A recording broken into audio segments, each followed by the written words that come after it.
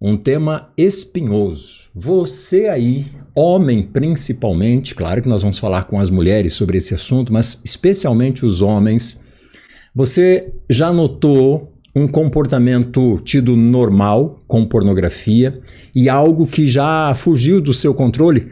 Uma necessidade exagerada de ter acesso, de ter contato com isso e automaticamente, a partir desse contato exagerado, você acabar de vivenciar, de viver experiências do dia a dia reais ou deixar de fazer alguma coisa em detrimento da pornografia, especialmente com as redes sociais, com as telas? Hoje nós vamos falar sobre esse tema espinhoso aqui no Lapida Pod, porque é um tema que tem sido discutido, principalmente nos bastidores, mas dificilmente assim, com um especialista explicando para nós qual é a dinâmica, o que leva ao vício em pornografia. Está no ar mais uma edição do nosso Lapida Pod.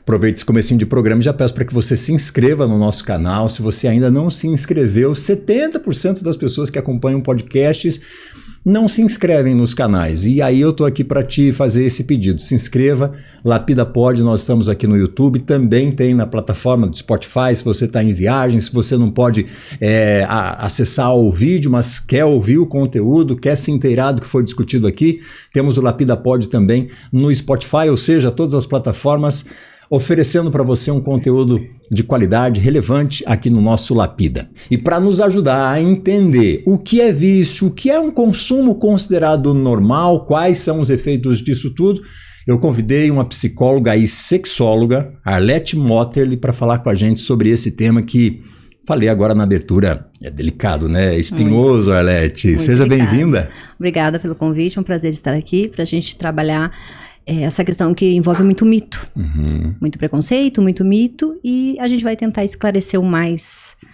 sutilmente. E é um tema que não vem para a superfície. As pessoas parecem que não querem falar sobre isso. Mas a porcentagem, pelo menos o que dizem para nós as pesquisas, de homens principalmente, que estão emaranhados nesse vício, é muito grande. Homens que estão muitas vezes deixando de viver uma vida real em detrimento da pornografia e os problemas todos que acarretam. Então, eu queria tratar desse assunto contigo, porque eu imagino que no teu consultório você tenha muitas experiências, tenha contato com essas queixas. É realmente muito comum hoje encontrar pessoas viciadas? Primeiro a gente vai diferenciar o que é o vício e o que é a dependência. O vício é o hábito, é o que eu trago para minha vida como uma rotina. Tomar água, escovar o dente, comer chocolate. É um hábito, é um vício. Não traz prejuízo nenhum. A dependência, ela vai trazer sempre um prejuízo financeiro, emocional, de relacionamento, na função social do ser humano. Então, hoje, a minha maior porcentagem de pacientes são homens que vêm buscar a questão da sexologia, as disfunções sexuais. E dentro delas, a mais procurada é o vício em pornografia. E acaba acarretando no quê? Na masturbação, no vício pela pornografia, masturbação e os prejuízos que traz. Então hoje, como a gente já está trabalhando muito nessa questão, não é incomum vir a parceria junto. Que é quem sofre muito também, porque consegue ver o sofrimento dessa pessoa. E a pessoa trabalha com uma margem de frustração muito grande, porque ela está o tempo todo envolvida dentro do consumo. E eu costumo dizer sempre que o prazer ele é muito pequeno. Para a hora do consumo pode ser meia hora, 40 minutos, 50 minutos, mas a busca pelo consumo, a maneira para consumir a pornografia, ela acaba gerenciando a vida do ser humano. Porque essa pessoa passa por muito tempo tentando arrumar um lugar, um momento, ou conteúdo, e depois, quando ela executa a visualização de todo esse conteúdo, vai abrindo várias janelas, tem a questão da masturbação, termina o processo. Mas aí vem a culpa, vem a queda, né, de novo da expectativa. Eu me coloquei na condição de não fazer mais, não gostaria mais de fazer, e vem a frustração. E aí vem a cobrança da parceria. Então vai fazendo uma junção, um looping, uma junção de vários fatores que essa pessoa no final, vamos colocar aqui, no final do dia, porque o consumo ele é praticamente que diário. Essa pessoa está com uma procrastinação de trabalho, de relacionamento, de produtividade e uma frustração muito grande. no sentido, falhei de novo, não consegui de novo. E aí ela se prepara para no outro dia tentar fazer diferente. E não consegue de novo. E aí a gente fica pensando no seguinte, você falou de um looping que seria o resultado, né? O pós. Isso. Então, a partir daqui, eu estou viciado em pornografia, então o meu comportamento, o meu padrão vai se desenrolar dessa maneira. Você falou de deixar de fazer coisas, da parceria perceber, de deixar gaps aí no seu dia a dia. Mas como que eu chego a isso, Arlete? Como eu chego ao vício? O que traz o vício? Começa como um vício, como a gente falou no início do programa. Ele já começa como um vício? Começa como um vício, por quê? Porque eu vou adquirir esse comportamento. Eu tô tentando entender qual que é a diferença entre, por exemplo, vou ver lá um pornozinho, vou acessar um X da vida ali e tal, tá de boa. Como eu chego ao vício? Porque uma coisa é você levar em consideração, um exemplo aqui, a adolescência. Sim. Os hormônios aflorados e tudo mais, aquela descarga hormonal. E o acesso fácil. O acesso fácil, a curiosidade e tudo mais. Então, aqui eu tenho um cenário. O hábito. E que depois, é o vício. O vício. E depois vem a dependência. Então, eu começo com acesso rápido, a curiosidade, que eu tô dentro do vício ainda. Acesso, a facilidade, o meio que interfere. Manda um vídeo. Eu vou te passar um vídeo que bombou. Lá na escola, no trabalho. Do fulano, da fulana. Isso ainda tá dentro do vício. Aí essa pessoa começa a entender que tem uma descarga de dopamina e que é bom. Então, eu vou para um efeito de compensação, eu vejo a imagem, eu produzo a dopamina, me dá um efeito rápido de saciedade, de prazer, ok. Aí, no outro dia, eu quero um pouquinho mais. Aí, eu começo, a partir do uso, do consumo, do vício, eu vou transformando na dependência. Quando eu me percebo na dependência, é quando eu entendo que eu já estou muito envolvido. E aí entra a dependência. Eu já estou envolvido, eu já estou tendo prejuízos, eu já passo muitas horas buscando. E como você falou, normalmente começa com a curiosidade de ver. Um vídeo que eu abri lá, quem nunca? Quem nunca recebeu um vídeo de sacanagem do amigo, da amiga? Quem nunca? Quem nunca passou um vídeo de sacanagem? Começa aquele grupo, o grupo dos amigos, o grupo do futebol, o grupo da escola, o grupo da faculdade, o grupo da quinta, da quarta. Isso é natural, isso é normal. É do ser humano, É do ser humano, carnal. Punção, que inclusive vamos separar, né, Arlete? Uma coisa é o normal e assim... E o patológico. Não tem o que discutir, o que condenar. Não tem o que tratar. Não. E a outra coisa é a doença realmente, é a patologia. Não, porque hoje, se você olhar as marcas que vão fazer a propaganda, que vão fazer a mídia, a marca sempre tem uma mulher bonita, de biquíni. Sempre tem um cenário que envolve o prazer, o desejo, o prazer imediato, seja em forma de bebida, de cigarro, de imagens, né? Você tá numa praia, tem uma cena que vai desencadeando vários fatores. Então, consumir essa questão mais sexual, de cunho sexual, é normal porque faz parte do nosso dia a dia, faz parte do nosso cotidiano. A gente tem educação sexual na escola, os pais, quando conseguem, orientam esses filhos, os amigos falam sobre sexo, então querem contar de uma noitada, querem contar de uma pessoa que ficou. Então o sexo, ele é muito envolvente, ele faz parte do nosso dia a dia. O consumo responsável é isso que você colocou, um videozinho, uma matéria, um filme. E às vezes você assiste um filme erótico, não assiste um filme pornográfico. Que tem diferença, né? Eu trabalho como estratégia dentro do consultório, ler contos eróticos do casal. Para se estimular, para se despertar. Não estou incentivando a pornografia. Pergunto pro casal, vocês gostam de assistir filme erótico? A gente não gosta muito, a gente prefere aquele que tem uma história, que tem um contexto. Ele é erótico. Eu não estou incentivando a pornografia, o consumo. Mas eu estou colocando como um gatilho para que essas pessoas comecem a se despertar sexualmente enquanto casal, enquanto parcerias. E isso tudo é saudável. Então, se hoje você vai para uma sexóloga, uma psicóloga, e ela pergunta, o que eu faço para aumentar minha libido, para melhorar meu relacionamento sexual, o desejo? São essas estratégias.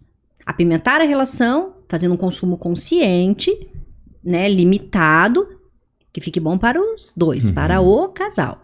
Quando não existe essa conversa, que é o que mais acontece chegar no consultório, uma pessoa em sofrimento. Porque aí já desaprendeu. E quando você foi fazendo a abertura do programa, o que mais vinha de insight pra mim é: eu conheço a identidade sexual do pornográfico. Eu não conheço a minha identidade sexual fora do pornográfico. Uhum.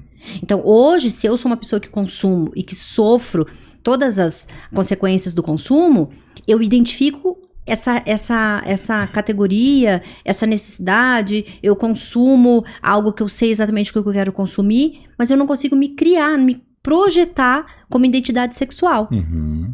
Entende? Porque assim, na maioria, 99% das pessoas que chegam no consultório, elas não falam, eu quero atuar igual o cara que tá no filme pornô. Eu quero ter o mesmo desempenho do cara que tá lá, executando com 2, 3, 4 mulheres. Ele não tem essa ideia. Ele entende que ele tem cortes, que tem produção, que tem medicação. Mas é porque são fases, né? Porque se o camarada tá no início da fase ativa, adulta dele, sexualmente falando, ele ainda vai pro setting sexual com aquela ideia de que, eu tenho que fazer o que eu vi o cara fazendo lá. Ou eu tenho que ficar com a ereção muito rígida por muito mais tempo, o meu membro tem que ser maior que o do outro e tal. Ele vai com essa fantasia. Isso é a esteira normal. Quando ele tá no vício, aí ele realmente não leva isso em consideração porque ele tá habituado. Não. Ele já sabe que aquilo é tudo... Não, porque quando ele está na dependência, ele precisa do efeito dopaminérgico no cérebro. Ele não está buscando o desempenho do outro, o tamanho do pênis do outro, quanto tempo ele fica ereto. Ele só precisa fazer a descarga de dopamina. Ele já não está mais vendo o sexo. Ele está procurando um efeito para que o cérebro tenha um mecanismo de recompensa, de satisfação, de prazer. Então ele não vai mais olhar com quantas mulheres ou com quantos homens essa pessoa está se relacionando, o tempo de duração da ereção, se ejaculou, se não ejaculou. Ele não está mais pensando nisso. Ele só precisa daquele estímulo, como se fosse uma droga sintética, para que ele faça a descarga dopaminérgica no cérebro dele e ele tenha a sensação de prazer. Ponto final. No início, sim. Aquela pessoa menos experiente, ela vai olhar porque ela quer ter mais estratégia, quer ser o garanhão, o pegador. Quer aprender. Quer saber se tá assim fazendo começa direito. Em algum nível, né? Quer de repente dar uma incrementada. Quem nunca? Nossa fase aqui era a revista embaixo do colchão. Extremamente normal, Sim, não é? Sim. E nas rodas de conversa de amigos e tudo mais, tinha inclusive a troca. Pega essa aqui, pega... Sim. E mais que isso, a troca verbal. É verbal. O que eu fiz, porque era uma troca de experiência mesmo, Sim. né? Porque como em alguns momentos não tinha tanto acesso como tem hoje, o verbal ele era muito mais efetivo. O que você faz? Como você faz? Como que você segura a tua ejaculação? O que você faz pra durar mais? O que você fez com aquela moça? O que você fez com aquele cara? Como que você conseguiu? Você teve posição diferente? É verdade que o Kama Sutra ele existe mesmo? Ele é real? Tem como fazer aquelas posições do Kama Sutra? Existe? Existe. Entende? Então, essa troca, ela vai estimulando e abrindo gatilhos e brechas para que essa pessoa se coloque na condição do consumo para ver se está dentro do esperado ou se ele pode proporcionar. Isso tudo está dentro do vício. Então, quando a gente tem que fazer uma separação bem clara. Enquanto estiver dentro do vício, é busca pelo comportamento, aprimorar o comportamento, é busca pela satisfação de ter algo para oferecer. Comparar, oferecer, aprender. Quando eu saio do vício e entro dentro da dependência, é aí que começa todos esses processos de dificuldade, que vai desencadear nos efeitos fisiológicos, emocionais, os transtornos que ele vai ser acometido e principalmente as dificuldades no relacionamento. Porque dentro de uma esfera sexual pornográfica, existe até ali dentro do setting sexual, dentro do filme, dentro do conto, existe um script. Na nossa vida real, a gente não sabe como ela vai se desenvolver, como tudo isso vai impactar. E a gente tem que entender sempre assim, a pornografia, a masturbação, a dependência, ela é um sintoma, ela não é a causa de nada. Exato, foi o que eu te perguntei lá atrás. Para eu chegar aqui, eu tenho um caminho a percorrer. Sim. É igual eu te falar, eu estou com dor de cabeça, é o sintoma. O que provocou essa dor de cabeça? É o fígado? E nesse caso da pornografia, não uma regra, obviamente, mas o que a gente pode associar de forma comum para a causa da pornografia? Para a causa, Solidão, uma dificuldade muito grande de lidar com a sua sexualidade, com o corpo, esse medo do seduzir, do conquistar e do desempenho. tá? Então, pessoas que tiveram acesso de uma maneira errada sexualmente, então, por exemplo, quando eu sempre pergunto para meus pacientes, como você foi apresentado ao sexo? Tem um padrão? Tem. Tem qual como é, você Arlete? foi apresentado ao sexo? Ou muito cedo, ou pela educação, né, impositiva, pela castração, falta de cultura, no sentido dos pais olharem e falar, não, é normal falar sobre sexo, preciso preparar esse meu filho. Teve um período que os pais, né, muito antigamente, levavam os filhos pro bordel. Depois, esses pais acabaram delegando. Se vire, vai procurar informação sozinha. E hoje a gente chegou num patamar que as pessoas... eu já tive, assim, situações bem lá atrás, de um paciente chegar pra mim, com 13 anos, um garoto, ainda quando eu atendi ainda pessoas, né, na faixa etária menor. 13 anos, querendo saber se ele tinha um micropênis e se ele seria bom sexualmente. Olha a dúvida, com 13 anos. Olha a preocupação. Só que o tamanho dessa pessoa de 13 anos, se eu olhava, parecia um menino de 10. E a preocupação dele já estava no desempenho. E aí eu fui na causa. O que te trouxe até aqui com essas perguntas em específico? Medo de ter o micropênis. E eu comecei a olhar a pornografia, vídeos, acesso na escola. Fazer comparações. E aí ele viu que o pênis dele não era tão grande ainda, porque ele era muito pequeno ainda, né, a estrutura dele. E o medo de não ser aquela pessoa que desenvolvia o que desenvolvia lá. Então o sintoma foi buscar uma ajuda pelo medo do micropênis ou do desempenho. Mas o que causou isso foi ele, na imaturidade dele, do menino de 13 anos, olhar um contexto lá do setting sexual, de um homem, né, com várias mulheres, tendo um desempenho. Produzido, né? Isso. E aí ele chegou com a dúvida. Entende? Então, se eu não tenho maturidade para ser apresentado ao sexo, seja por abuso, negligência, imposição, experiências, se eu não tenho essa maturidade formada, provavelmente quando eu estou aqui na idade sexual, que seria, né, normal, aceita como normal, eu não sei o que fazer com isso. Qual seria, Arlete?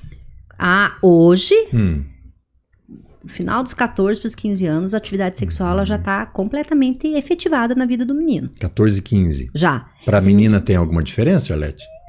Depende ali de 15 para 16, mas tem um pouquinho mais, mas eu tenho muitas meninas que vêm de 13, 14 anos com atividade sexual já completa. Total, satisfatória, com curiosidades, e querem mais, querem desempenho. E a menina que chega com 14, 15, ela também quer saber se ela está fazendo direitinho. Se ela está executando a ponto de dar prazer para a parceria. Então, quando eu sou apresentada ao sexo muito cedo ou de uma maneira errada, provavelmente eu vou usar o sexo quase como uma mutilação e não como prazer. Por quê? Porque eu vou fazer escondido. O que eu faço escondido? Algo que é errado. Eu não sento no meio da sala, baixo a calça e vou me masturbar. Esse menino vai para um banheiro, vai para o quarto, ele vai para um lugar onde ele não seja pego. Então, eu estou fazendo algo já começa errado. Aí, né? Eu preciso esconder. Isso, eu preciso trancar a porta do banheiro, é na hora do banho, né? Depois eu vou me acostumando a fazer isso escondido e pela vergonha, eu não levo isso pra ninguém. Estou me masturbando. Então já começa errado. Quando eu chego na idade adulta, eu me pego fazendo isso no banheiro da empresa. Saio da sala e vou pro banheiro sem que a minha parceria veja e vou fazer a questão da masturbação. E não é incomum eu ouvir.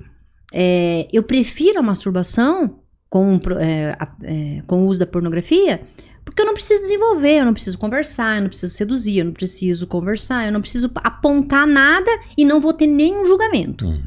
E sim, chega a casos dentro do consultório da pessoa se machucar até, porque ela produz tanto a masturbação pelo consumo do vídeo, da mídia que ela traz, que às vezes ela chega machucada mesmo.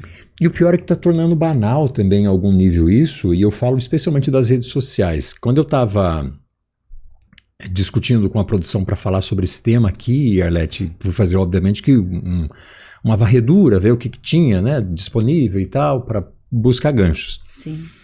E encontrei uma crítica de uma mudança de padrão que tem sido percebida, e eu vou dar um exemplo, que era o que eles mais chamavam a atenção. Dos perfis dos clubes de futebol, eu estou falando de clubes conhecidos, oficiais, onde há uma mudança muito clara, por exemplo, dos takes, dos vídeos, das imagens que estão postando nas redes sociais desses clubes, trazendo, por exemplo, uma referência sexual apelativa dos jogadores. É a bunda do cara marcada nos shorts, é a mala do cara marcada nos shorts. Há um apelo muito claro, muito direto, e que nem todo mundo prestou atenção. E era uma sexóloga que falava justamente sobre isso. Então nós estamos saindo de uma realidade que, por exemplo, isso não existia dentro de um clube de futebol. Inclusive com adolescentes, os times de base, também está acontecendo isso. Sim. As pessoas que estão produzindo os conteúdos para as redes sociais desses clubes fazem o enquadramento questão de mostrar essa virilidade em algum nível dos jovens. Isso a gente não via com homens. A gente via muito explícito com mulheres. O próprio marketing explorando mulheres e tudo mais. Então está havendo uma mistura ou talvez um rompimento cultural de explorar cada vez mais esse apelo. Como que você enxerga isso? Quando você faz essa ligação com o futebol, qual a maior propaganda que tem em volta de um time de futebol dentro da quadra de futebol? É de uma agência de garotas de programa. Uhum. Ela investe milhões para aparecer ali no letreiro, no cenário. Uhum. Quem hoje é mais visto e mais abordado como uma fonte de ascensão? O jogador de futebol. Uhum. A roupa dele é para marcar o corpo mesmo, tudo é marketing. Quando a gente pensa no que envolve a sexualidade, hoje não é mais um corpo bonito. É o que é mais apelativo. Quando você fala do marketing, né? Como você falou, você deu a entender, né? Eram as marcas de cigarro, de cerveja, que sempre exploravam o corpo. Isso. Hoje o homem, ele virou um símbolo sexual também. Hoje as mulheres olham para esse homem que se cuida. E esse homem quer aparecer como um objeto sexual. Ele deixou de ter, né, esse troféu que é a mulher para ele ser o troféu. E o que ele tem para oferecer? Como cartão de visita. Além da postura, do corpo, da questão financeira, é o desempenho sexual. Uhum. E esse desempenho sexual, ele é montado. Por isso que as pessoas vão buscar muito, muito, muito consumir esses conteúdos, até para ver se, de repente, eles estão no mesmo patamar, no mesmo nível de entrega. Tá? Então, claro que está acontecendo uma projeção do sexo em todas as esferas. Por isso que eu te falei, o jovem, o adolescente, ele tá tendo muita informação solta e ele tá pegando de acordo com a necessidade ou com a razão dele. E não tá sabendo o que fazer com isso. Então hoje, quando você pensa na pornografia, que consequentemente vai te levar para vários gatilhos para você ter a compulsão sexual, ela não fica só na esfera de eu estar lá num banheiro, num quarto me masturbando. Ela perde as regras do que é o convívio social com as pessoas. De verdade. Uhum. Então, por que hoje tem muita questão de feminicídio, ou até, como você usou a própria questão do futebol, de muitas mulheres, né, com algumas denúncias de abuso sexual? Porque essas pessoas se veem nesse contexto de se projetar sexualmente e perdem a esfera do que é lá da tela, do que é do consumo e traz para a vida real. Uhum. Como se quem estivesse junto com essas pessoas estivesse no mesmo looping sexual que essas pessoas que estão consumindo. Então, de repente, uma mulher que ela só quer um sexo bom, mas essa pessoa não sabe entender até onde vai a esfera, até onde vai o limite dela. E é onde se perde. Não muito, também, incomum, pelo uso excessivo da pornografia e, consequentemente, da masturbação, o homem vai perdendo a sensibilidade. Então, ele vai produzir esse prazer com a força, com a velocidade que ele quer, ele vai saber segurar, ele vai entender a hora que ele tem que parar o estímulo, e já na relação sexual, não. E aí, quando esse homem consegue ficar 1 hora, 1h30, 2 horas se masturbando e segurando esse prazer, quando ele vai para atividade sexual, tem um estímulo muito melhor no sentido de troca de carícias, de carinho. Às vezes tem um pouco de efetividade também, né? Uhum. E ele não tem esse controle total. E aí ele entende que ele não pode ter um orgasmo, ele não pode ter uma ejaculação. E aí ele acaba segurando e acaba prejudicando. Porque daí a pessoa que está com ele entende que o sexo termina quando ele tem o prazer e a ejaculação. E aí fica essa dualidade. Lá, quando eu estou sozinho, eu consigo segurar por muito tempo, eu consigo controlar o meu estímulo. Quando eu venho para a relação sexual, nem sempre eu tenho mais esse controle, porque é bom também. Mas aí chega um nível também onde você nem tem tanto estímulo assim na relação prática. É igual o clitóris. Se eu uso o vibrador por muito tempo, eu vou fazer uma dessensibilização quando eu vou pro sexo. Então, o sexo oral, ele vai ter que ser muito mais demorado, assertivo, até ele produzir o efeito do vibrador. Na relação sexual, quando eu uso muito a questão da masturbação, a relação sexual ela vai perdendo a qualidade. Uhum. Porque você vai produzir o que sozinho? a força, a potência, a velocidade. Você tá no controle. Numa relação sexual normal, isso não acontece. Entende? Então, acontece muito da pessoa fugir da atividade sexual, porque ou ele vai entender que ele tem uma ejaculação precoce, ou de repente ele entende que esse estímulo, né, físico da parceria não é suficiente. Não é que não seja o suficiente, é porque você tá com uma carga, acostumado com uma carga muito grande, né, do teu próprio controle. Por falar em carga, deixa eu entender, qual que é a recompensa que a pornografia nos dá para o nosso sistema nervoso, no caso, se fizer um comparativo aqui com uma droga sintética, por exemplo. Ela é semelhante ao uso de cocaína. É igual? Igual. Cientificamente, o efeito dela é o mesmo efeito que a cocaína produz no cérebro. Qual que é o efeito? A dopamina. A dopamina mesmo, é uma explosão e rápido. Prazer, sim. Tanto que eu te falei, o tempo que eu estou usando a pornografia e me masturbando, ele fica relativamente pequeno do prazer, perto do tempo que eu tô no antecessor, me programando, me organizando, selecionando os vídeos, abrindo uma janela, fechando, abrindo outra.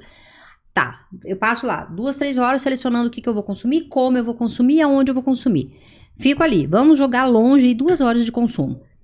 Depois eu tenho o resto do dia pra me arrepender, pra frustrar, pra falar, poxa, mas de novo, mas isso não tá me levando a nada. E de novo, é quase 100% quando você pergunta dentro do consultório, o que você busca com o consumo da pornografia, com a masturbação? Não sei dizer. Não tem uma resposta lógica. Por isso que eu te falo, ela não é racional, ela é neurológica. Eu vou ter o efeito dopaminérgico, eu vou ter a sensação de prazer, eu vou estar abastecido e pronto. Não tem uma consequência, por exemplo, não muda a minha vida.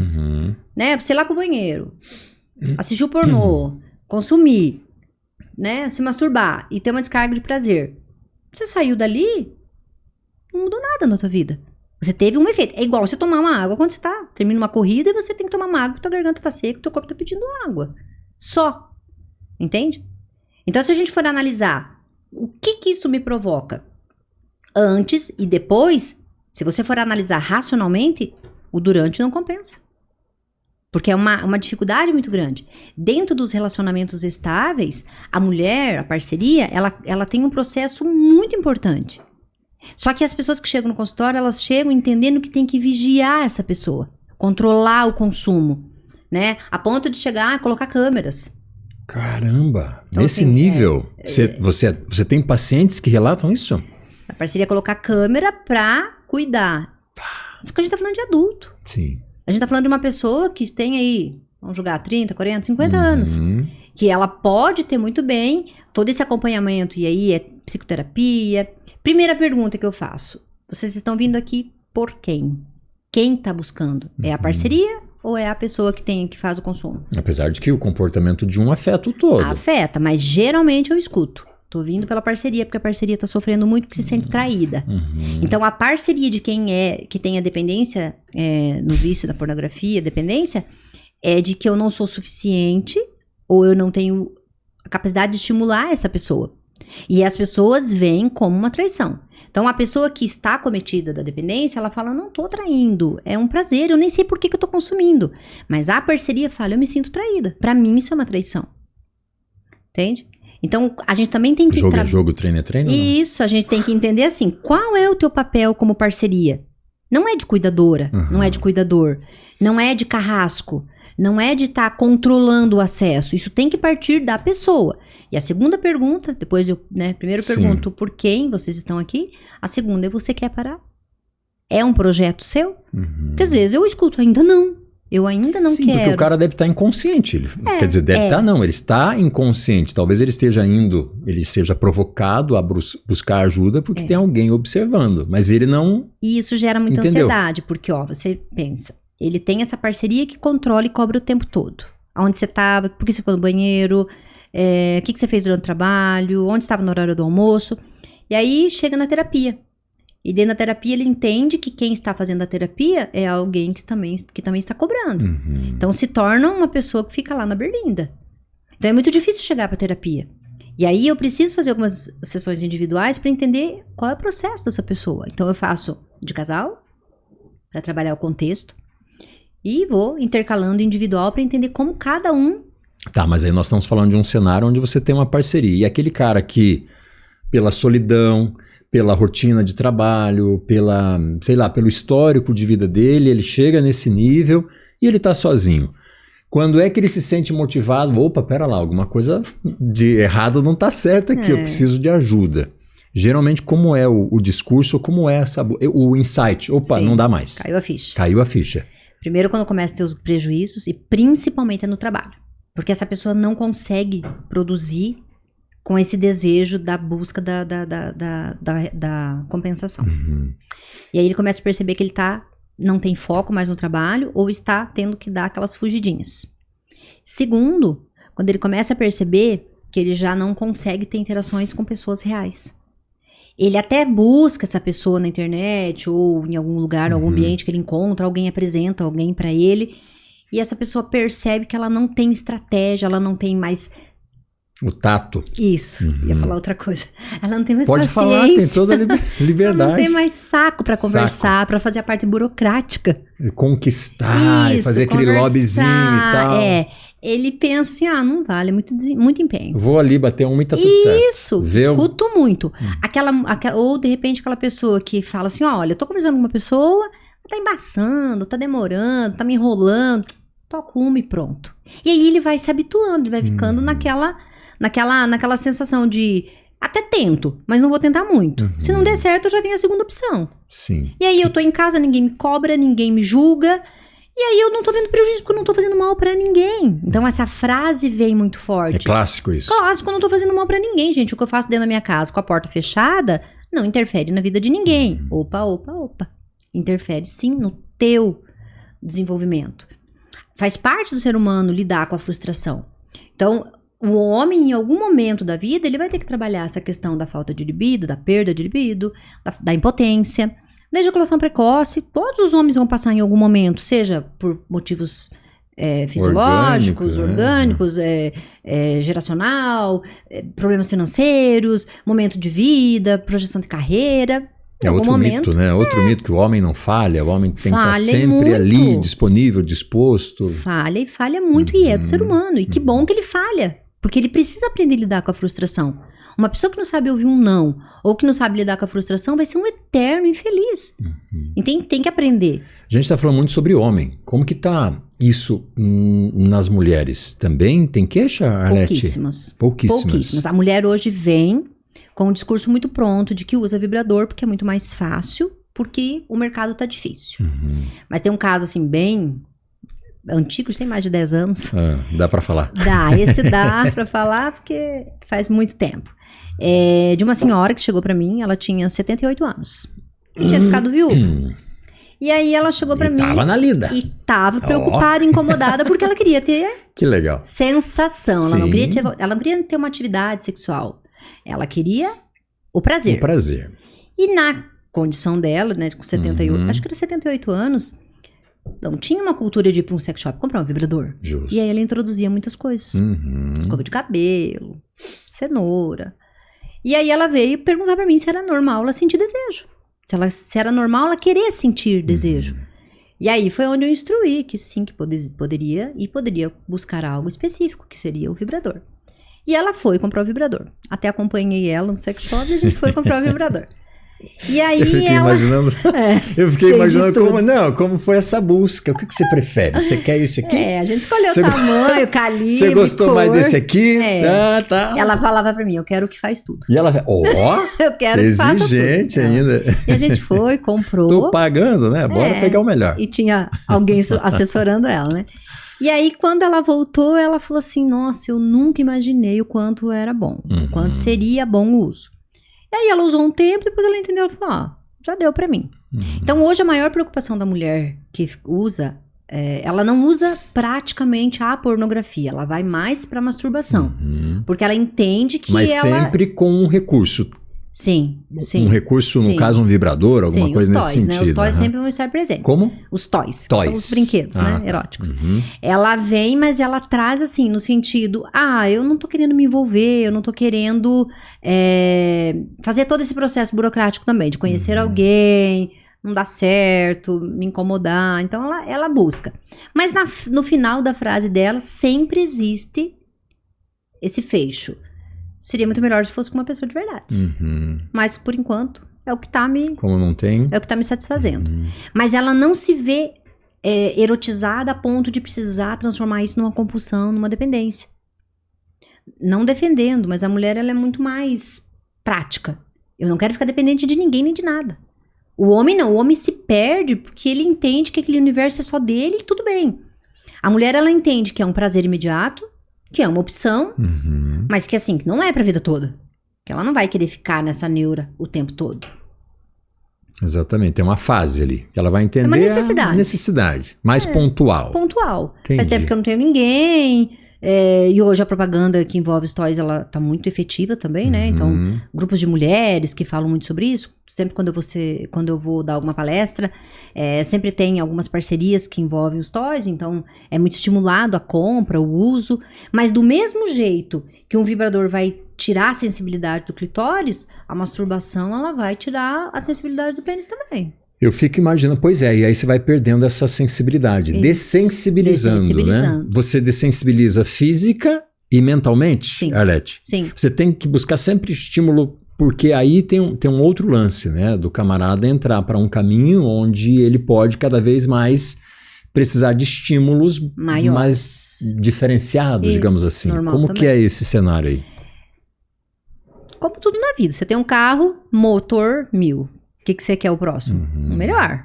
Hoje você tem um carro automático, você quer você tem uma nossa que é um automático. Na questão da pornografia é assim também. No início começa com o básico do básico, que é um trisal, uma troca de casais, um casal. E aí a questão da dopamina vai exigir que você tenha um estímulo maior, como também na droga. Você começa lá com maconha e chega na cocaína, no crack. Na questão da pornografia também. Não são todos os casos. Mas é normal escalonar. O normal aí... Digo normal, né? Dentro desse cenário, né? Dentro por do favor. Trânsito, dentro do trânsito é o mais provável que aconteça. Porque como o teu cérebro não entende o que você precisa, ele só entende que você precisa aonde? Primeiro começam as janelas, abrir várias janelas. A busca pelo vídeo perfeito. Pelo vídeo perfeito. Aí não chega só a busca pelo vídeo perfeito. Aí eu vou querer, né, o animal, a criança, a coisa mais pesada no sentido de... O mais hard. As parafilias, que a gente chama, né? O que são parafilias? É aquilo que você olha e fala, ui, que nojo, não, isso não é normal. Nossa, não me vejo fazendo isso. Mas pro cara que tá lá no Porque ele já esgotou todas as opções. Ele já pegou o casal, ele já pegou o trisal, ele já pegou a homenagem, ele já pegou o grupo, ele já pegou o surubão. E aí o cérebro dele não entende. Quando eu falo que o nosso cérebro é muito burro, é porque no sentido assim, ele não entende o que eu tenho que fazer pra conseguir o que eu quero. Ele entende que ele quer. O que você vai fazer, problema teu. Perde o limite. Ele tá exigindo. Ele tá exigindo. Né? Então, ele não sabe exatamente como você vai se virar, mas ele entende, ele te manda uma informação de que você tem que aumentar a dose. Aumenta a dose, que isso aí pra mim já não é um estímulo. Entende? Por isso que eu te falo, se eu chego nesse patamar dentro do vídeo, de ver tudo, consumir tudo, animal, criança, cadáver, tudo isso que acontece, quando eu venho pro setting sexual e vou pra parceria, eu entendo que lá também não tem limite nenhum. Porque o básico não vai me dar prazer. Então, por que eu vou ficar presa no básico, que é um papai e mamãe, monogâmico, se lá dentro do vídeo eu posso escolher o cardápio que eu quiser? Porque eu preciso atender meu cérebro. Ele tá fazendo isso sem perceber. Ele tá passando de fase sem notar a gravidade daquilo. Ele percebe, por isso que tem o sofrimento. Quando você fala de prejuízo, o prejuízo acontece quando eu percebo que aquilo já não me satisfaz mais, que eu tenho que avançar uma casa. Então, lá no início, quando a gente começou o programa, o normal, o caminho, o trânsito, era pegar a revistinha lá de mulher pelada, era ver um videozinho da escola. Esse é o básico. Não causava nenhum prejuízo. É saudável, porque eu tô me descobrindo enquanto ser humano, enquanto, né, prazer, tá tudo certo. Quando eu chego nessa escala de buscar mais, eu já tô entendendo que eu já estou dentro da dependência e isso já está me causando dor. Porque não é uma coisa assim, você me oferece uma xícara de café. Se eu tô satisfeito, eu vou falar, não, obrigado, eu não quero. Não precisa. Se eu não tenho essa consciência, mesmo sem querer, eu vou tomar 2, 3 xícaras de café. E é o que acontece dentro do nosso cérebro. O cérebro entende que o que você já consumiu não te causa esse mecanismo de recompensa. Ele precisa de algo mais.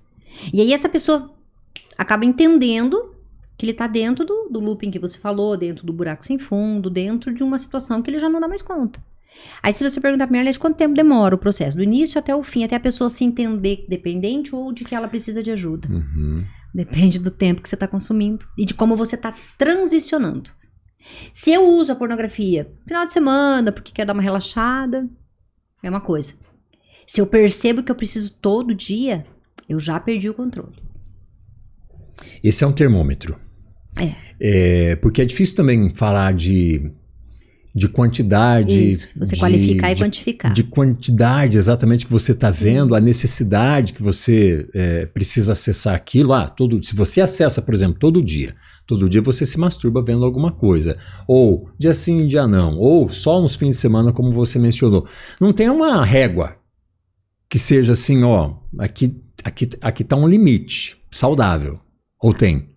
Tem, a regra é individual. Quando eu começo a perceber que eu tô em função só daquilo. É igual a bebida. Todo alcoólatra fala, eu não sou alcoolista. Eu paro quando eu quero. Né? Sim. A pessoa que fuma lá sua maconha. Não, eu paro quando eu quero. Ninguém admite, mas no fundo a pessoa sabe que não consegue ficar sem. Pode ser que existam várias pessoas que não tenham os prejuízos que a gente está relatando aqui. Só que ela não se toca, ela não percebe que ela não fica sem. Porque o problema não é eu consumir, ter a liberdade para consumir. O problema é eu dizer não quando eu posso consumir. Se hoje eu não consigo dizer não para mim, para o meu cérebro, para um desejo, eu já estou com um problema. Eu posso escolher não trair, eu posso escolher não usar droga, eu posso escolher não ser consumista. Isso é liberdade. Agora, quando eu falo, é que eu recebi, mas estava na promoção, mas foi só no final de semana, foi só com os amigos, eu já não tenho mais controle sobre o meu desejo. Aí é que entra o sofrimento. E esse sofrimento, a gente tem uma tendência muito natural do ser humano de justificar. Entende? Igual quando você fala, eu vou falar, nossa, que linda sua camiseta, você vai falar, estava na promoção. É uma questão de justificar o teu merecimento. Trabalho, tenho todo o direito de comprar uma camiseta que custe R$1.000. A gente tá sempre justificando. Nessas questões sexuais, você pode perceber, as pessoas sempre têm uma justificativa. Eu traí minha mulher, eu traí meu marido, eu tenho uma justificativa. Eu uso a pornografia para fins recreativos. Não é para fins recreativos. Ela é uma necessidade baseada na dificuldade que você tem da interação com o real. Então eu tô me escondendo do quê? A gente deu uma pincelada na questão do micropênis. É uma situação que está acontecendo muito. Então hoje os consultórios estão cheios de pessoas com essa questão, né, de ter um micropênis e não vão se expor de jeito nenhum, não tem. Aí quando a gente fala, qual é o tamanho, né, indicado, a média, se a pessoa tem menos de 14, ela já tem medo de ir para uma relação sexual. O meu pênis tem menos de 14 centímetros, eu tô fora do padrão do brasileiro, não vou. Eu vejo que o meu pênis é mais fino. Eu não vou passar pelo julgamento da mulher, eu não vou passar pelo julgamento de uma pessoa, de uma parceria. Toda essa construção. E aí isso te leva para esse caminho da pornografia. Sim. Contribui. Sim, contribui. Mulheres que têm muita experiência sexual e essa pessoa conhece, sabe um pouquinho da vida sexual dela. Não. Essa pessoa aí já passou por várias pessoas. Qual vai ser o julgamento que ela vai ter? Né? A promiscuidade na questão no meio homossexual também. Os homens se competem muito nessa questão de desempenho, tamanho de pênis. Então não é incomum também eu ouvir. Sou homossexual e tenho vários parceiros e eu percebo que eu fico intimidado quando o outro homem tem um pênis maior que o meu. Tanto que tem uma piada interna, né? Só transo com homem se o pênis dele for menor que o meu. Então, a partir desses contextos, tudo está envolvido o quê? Desempenho, julgamento, frustração. Então, acaba te levando para uma relação individual que ali não não tem nada disso. Esses processos são encurtados. E o difícil, eu imagino aqui, é você reconhecer que esses microcomportamentos, por exemplo, o tamanho do membro do outro lá Sim. é diferente, tal, não sei o quê, é tudo complexo. Complexo mental, emocional, padrão de criação. Emocional. Falta de diálogo, principalmente, né, Alex? Você mencionou mais cedo aí uma cultura que aqui na nossa região, principalmente, foi muito forte em algum tempo, que era o cara... Era como se fosse um rito de passagem, né? O menino estava entrando ali na adolescência e tal, o pai levava ele para um bordel, para uma zona e, tem a tua primeira experiência, esse aqui é o caminho e tudo mais, esse é o certo. Mas, paga que é mais fácil. Exatamente. E ela vai te ensinar, porque tinha esse lance também. Ela vai te ensinar, você vai aprender e o sempre que uma mulher muito mais velha, né? E aí você pensa o seguinte, poxa, tudo esbarra na falta de comunicação, na falta do diálogo, primeiro que na falta de conhecimento, né? Porque esse pai que fez isso com o filho, ele também teve isso como experiência, como repertório. Sim, certeza. Não é aqui o nosso papel, de maneira nenhuma, condenar. Julgar. Mas é entender a dinâmica disso. O que tinha na época.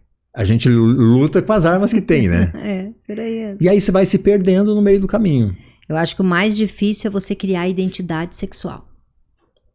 Eu acho que o mais difícil é você entender que cada processo é um processo. A gente é convidado, Valdinei, o tempo todo a representar um papel que a sociedade impõe. Ou ser magra, ou ser jovem, ou ser inteligente, ou ser bem-sucedida. A gente o tempo todo está sendo convidado para atender uma necessidade, uma demanda social. Então, como eu te falei, do mesmo jeito que a pessoa que consome a pornografia, ela sabe que aquilo tudo é montado, editado, produzido, ela não tem o desejo de ser o personagem lá, o ator pornô, ela não tem esse desejo de vir. Mas ela não sabe lidar com o diferente, de não ser, de ter uma ejaculação precoce, de ter uma dificuldade de ereção. Então eu acho que o mais difícil de tudo isso é a pessoa olhar para ela como indivíduo. Eu não vou ser sempre 100% em nada do que eu faço ou em tudo que eu faço. Então hoje você é um profissional X, eu não sou o melhor daquela área. Eu trabalho para que eu seja bom, eu desenvolvo para ser um dos melhores, mas talvez eu não seja, e tá tudo bem.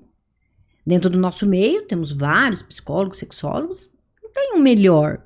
Tem pessoas que trabalham de uma maneira ou de outra. E eu tenho que aprender a lidar com isso. Dentro da questão sexual é isso também. Saber lidar com a dificuldade. Porque assim, se você perguntar pra mim, Arlete, qual que é a porcentagem, né, a importância do sexo dentro de uma relação? Eu tô falando agora de uma relação fechada, né? Se ela for boa, a questão sexual, nenhuma. Não tem uma frequência, não tem uma cartilha. Se nós somos um casal.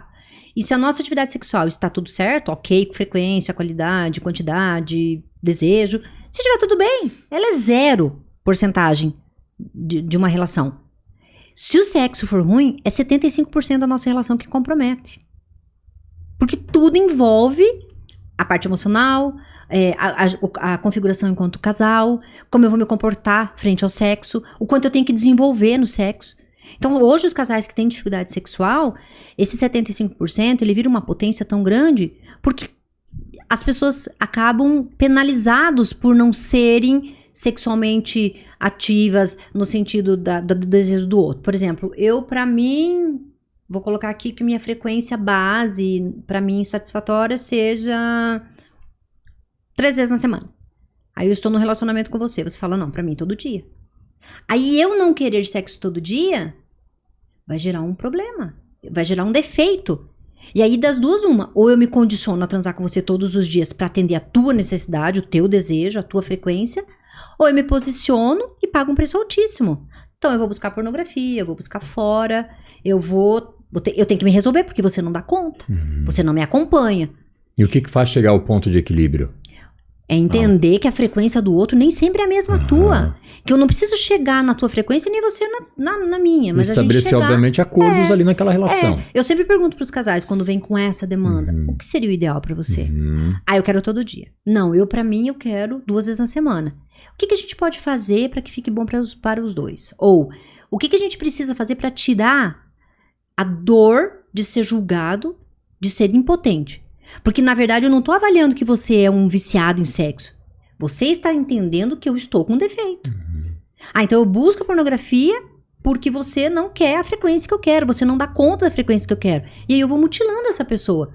E na medida que eu mutilo essa pessoa vai se recuar cada vez mais. Ela vai querer cada vez menos o sexo. De novo um looping. Looping novo. Porque tudo que eu te ofereço não chega. Então, se hoje eu pra mim, na minha concepção, 3 vezes por semana tá bom, e eu tenho que me adaptar a fazer um dia sim, um dia não com você, porque a tua frequência é maior, teu desejo é maior, eu tô me mutilando. Eu não tô te entregando qualidade, eu tô te entregando quantidade. Entendi. Bati a meta.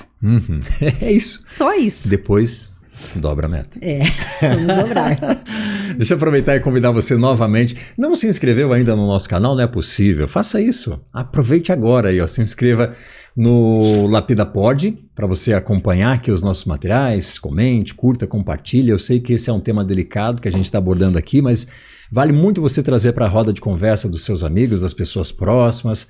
Se você talvez esteja vivenciando algo parecido com isso que nós estamos discutindo aqui também, vale você refletir.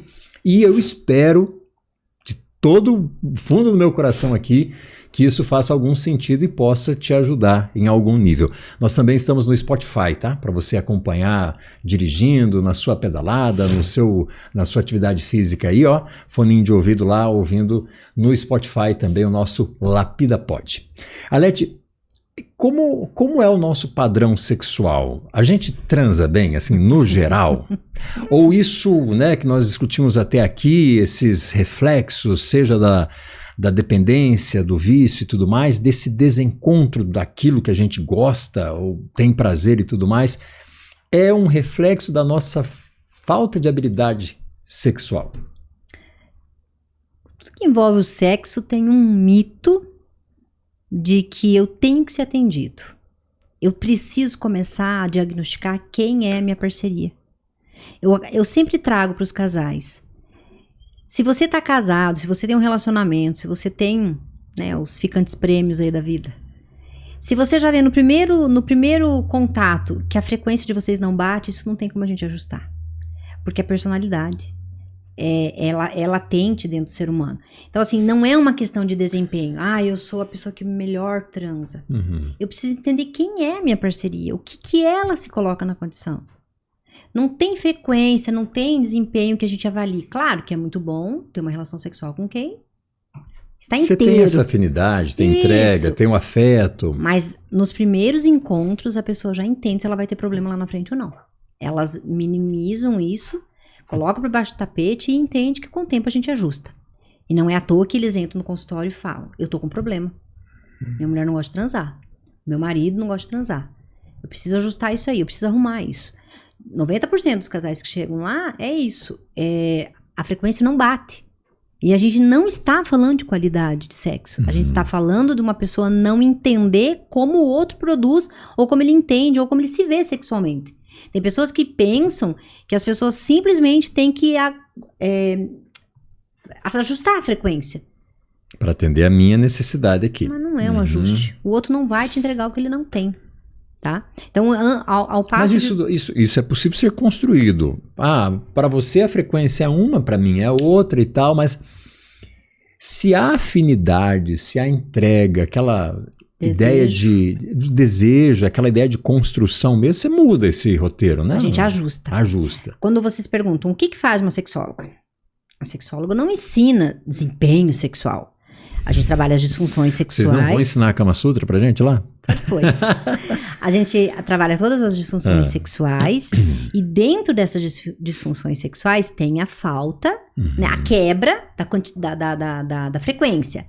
A partir disso, a gente vai trabalhar alguns exercícios, algumas estratégias que vai movimentar o sexo. Então, a gente vai fazer as atividades, vai dar as tarefinhas de casa que, consequentemente, vão melhorar a frequência. Mas depende de quem? Da sexóloga? Depende do casal. Muitas vezes eles chegam, fez a tarefa, fez o que a gente combinou, montou as estratégias que a gente montou aqui? Não. Por quê? Eu tava menstruada, tava com dor de cabeça, não tava com vontade. A gente brigou. E não se esqueça, dentro de uma relação sexual, a arma mais potente que você tem é a negativa do sexo. Você punir o outro com uma negativa é muito frequente. E aí você passa de olhar o sexo como desejo, troca, entrega, como uma moeda de troca. E isso é horrível. Você brigou com a parceria, a primeira coisa que você faz o quê? Fecha. E aí essa parceria começa a entender que aquilo ali é uma arma. Vira uma confusão. E o pior é que isso é tão comum, né, Arlete? Total. Num casal monogâmico e hétero, o mais difícil é isso.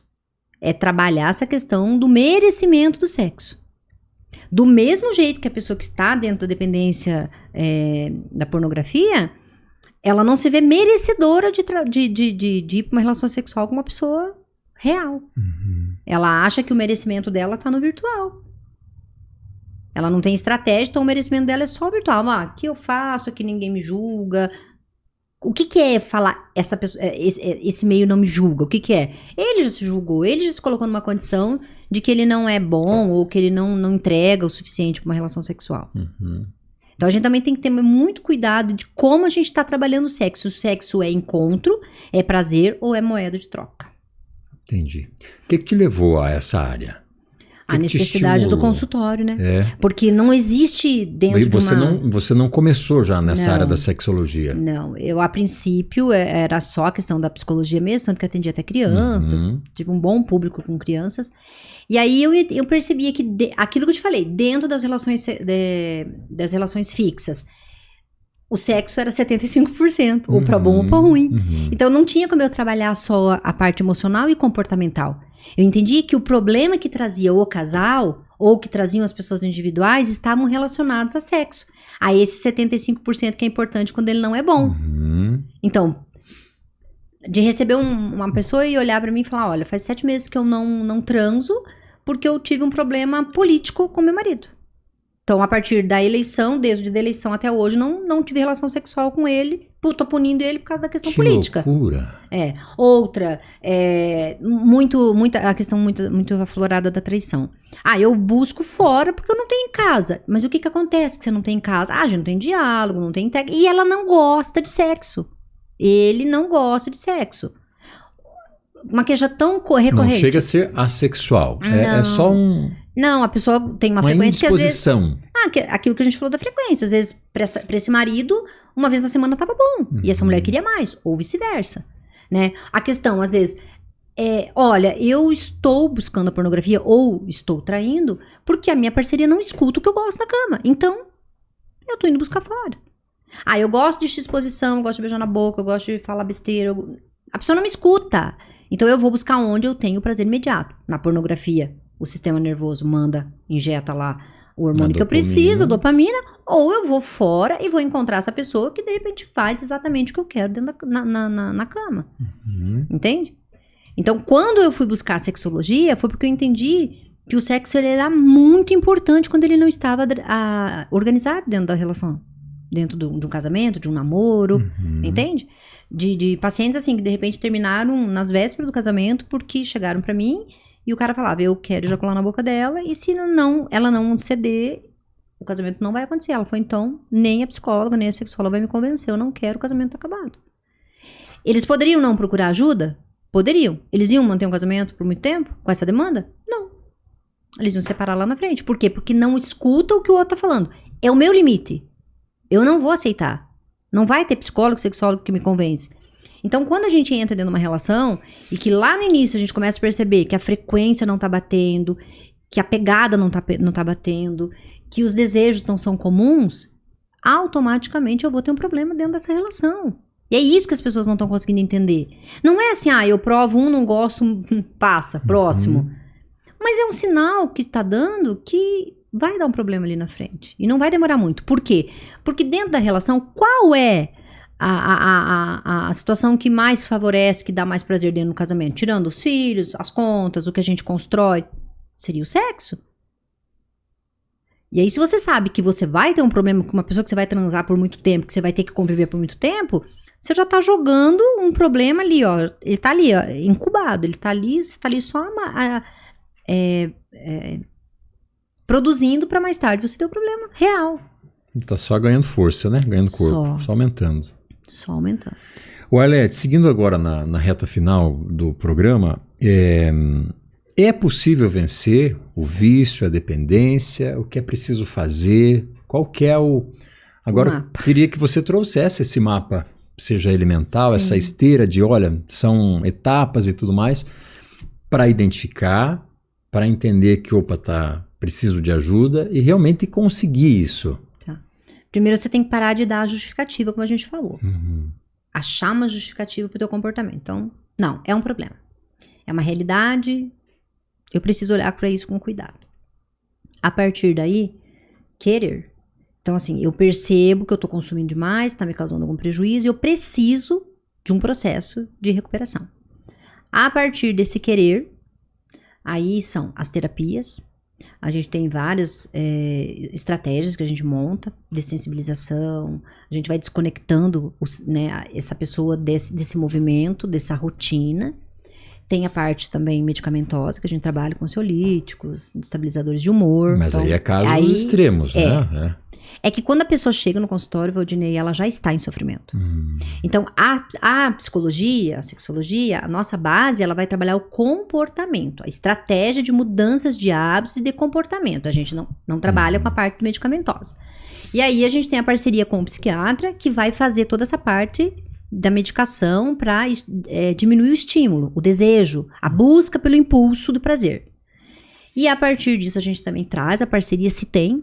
A gente trabalha com a parceria também para tirar ela desse papel de carrasca, de cuidadora, da pessoa que tem que estar monitorando essa pessoa, entende? Então, essas estratégias que a gente vai montando, elas têm uma boa resposta, sim. Não é em 2, 3 sessões que a gente resolve, mas a gente vai ajustando as doses terapêuticas, medicamentosas, o apoio e a mudança de comportamento. Porque como eu sempre falo também, quando você termina um relacionamento, você não sente falta da pessoa em si. Você sente falta da rotina que você criou com essa pessoa. Na questão da pornografia, você vai ter que se desapegar da rotina. Do que você fazia para chegar ao contexto. De como era para você ter que se organizar todos os dias. Então, você vai ter que ocupar a tua cabeça com outras coisas. Fazer outras coisas. Né? Ter um pouco mais de concentração em outras atividades para que você não tenha tempo livre para a recaída. Recair é normal? Super normal. Se você recai, a terapeuta não trabalha mais com você, de jeito nenhum. A gente vai recomeçar todas as vezes quando for necessário. Mas existe lá, como na academia, uma memória muscular. Sim. Você já entra num processo mais fácil. Sim, você tem que se colocar no processo. Eu não quero mais isso pra mim. Como a gente falou aqui também, é muito difícil porque os filmes são apelativos. As propagandas são apelativas, o universo é apelativo. O acesso é muito fácil, né, Arlete? Tudo, aonde você vai hoje, a pornografia ela tá ali embutida, né? Agora, o ideal é a gente chegar num ponto, como você falou no início também, de assistir um filme e não entender que eu tenho que me excitar porque eu tô vendo uma cena de sexo. Eu entender que se eu estou há muito tempo sem sexo porque minha parceria tá num puerpério, ou tá com alguma doença, ou tá num período que ela não pode e ele não pode, eu entender que tudo bem esperar, não tem problema, não preciso ficar aqui me masturbando pra compensar uma falta de alguém. De repente minha parceria vai ficar 10 dias sem poder ter atividade sexual. Ok. Tudo bem. Não vou sofrer, não vou ficar aqui me masturbando pra compensar uma falta, uma perda, uma ausência da parceria. É você entender que eu não vou morrer se eu não tiver atividade sexual ou a masturbação. Entende? Essa mudança de comportamento, ela vai vir, como você fala, ela vai expandir a nossa consciência e vai trazer para uma mudança de comportamento. A terapia vai fazer essa base, vai fazer essa recepção, vai fazer esse acolhimento da dor. Porque às vezes a parceria não tem acolhimento, ela tem cobrança. Você tem que parar. A terapia, ela vai te acolher na dor. Mas esse acolhimento, ele vai ser um processo da expansão da tua consciência de que você não quer mais isso para você. E que apesar de você não querer, você vai conviver com isso num filme, numa novela, numa propaganda. Nem sempre vai ter controle sobre aquilo, mas essa expansão de consciência vai te posicionar. Opa, tô presente aqui, tô vendo, mas não virei refém. Ou não virarei refém disso. É muito triste quando a gente, dentro do consultório, escuta, eu não me reconheço mais. Para uma pessoa identificar isso, como você perguntou, é assim para entender? Quando a pessoa olha pra você e fala, eu não estou mais me reconhecendo, significa que essa pessoa já se perdeu há muito tempo. Então é um processo que já vem se arrastando, que ela já poderia ter feito alguns movimentos e ela foi deixando. Por quê? Bancou. Entendeu? Como eu muito falo, eu paro quando eu quero. Se eu quiser, eu paro. Isso não é vício, isso não é dependência. E aí ela vai driblando, não consegue sozinha. E aí ela chega no consultório e fala, eu não me identifico mais, eu não me reconheço mais. Eu não sou ninguém mais sem a pornografia. Eu já não consigo mais dissociar da pornografia. Então o processo ele não é assim tão imperceptível, Odinei. As pessoas vão bancando o tempo todo. Quando a corda tá ali enforcando, quando a água tá batendo lá já no ápice, aí a pessoa vem buscar ajuda. E a gente fica imaginando aqui os prejuízos que isso traz. Seja para a vida nem em relação, para a sua vida enquanto cidadão mesmo, enquanto profissional, a sua parte espiritual. É que você vive uma fissura. Porque o problema não é você consumir, é a fissura que você fica até você consumir. Entende? Então você fica com... É como se você estivesse com uma arma no teu pescoço, no teu ouvido o tempo todo, pronto para estourar. Ou você consome, ou você consome, ou você consome, ou você consome. Aquilo vai criando uma proporção muito grande. Entende? Então você fica muito, muito refém. Pode ser que 80% das pessoas que estão nos assistindo vão falar, é só para fins recreativos. Não, eu não cheguei nesse ponto. Estão exagerando, eles estão falando de uma população que é o mínimo da população. Quem chega no consultório, e nos vários consultórios que a gente tem aqui em Cascavel, e no Brasil, no mundo, é uma fatia bem grande. A minoria está onde não vem para o consultório. Então, quem está assistindo agora e está falando, eu não faço parte desse grupo, sinto muito falar, mas vocês são uma minoria. A maioria já está se tratando. Que bom. Muito bom. Até porque identificou já que, de alguma maneira, o acesso é tão fácil, é tão rápido, né, Arlete? Redes sociais, inteligência artificial. Esses dias tinha um debate aí sobre a interação que você faz com a inteligência artificial para ela te induzir ao orgasmo, seja em conto, seja em vídeo, seja em imagens e tudo mais. Ou seja, não tem como hoje você não ter acesso a isso. O que tem é essa consciência de como eu vou controlar isso.